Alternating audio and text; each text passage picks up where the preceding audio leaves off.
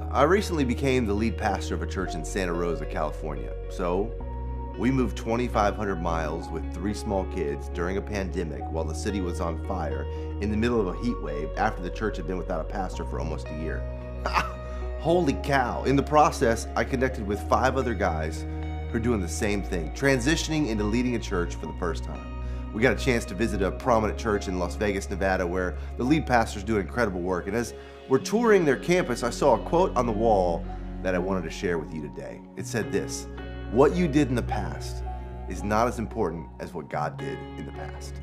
Remember me, I'm the guy who is going to find a bunch of ways to tell you not to give up this year. Here's today's version. Don't give up just because you messed up. Jesus got hung up in the past, so you don't have to be hung up on your past. Now we're free. Do you believe that? Or are you still living in the regret of the past? For me, I was a super goody-goody kid growing up. Didn't do any of the outwardly bad things. I knew the Bible. I even knew that I was forgiven and that I was supposed to forgive others.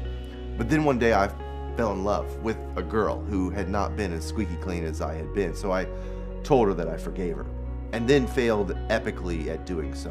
Why? Because I believed that what I had done in the past was way more important than what God had done in the past. I'd been good, and I kind of thought everybody else should have been good as well. I had a theology based upon my own goodness. I'd built my resume, handed it to God, and said, "Pretty impressive past, huh?" The problem? God's not interested in our resume. And it turns out I'd left my pride out of the highlights, and apparently it's worse than anything she'd ever done, and I didn't even know the depth of my own sin. But the Lord was about to show me. Through losing that relationship and the pain that followed, God broke me of my broken theology. He showed me that what He did in the past is what matters most. His resume was more important than my own. So, you got a squeaky clean past? Cool. You probably need forgiveness for your pride like I did. You got a messed up past? Okay. You probably need a big dose of God's unfailing mercy to fall all over you.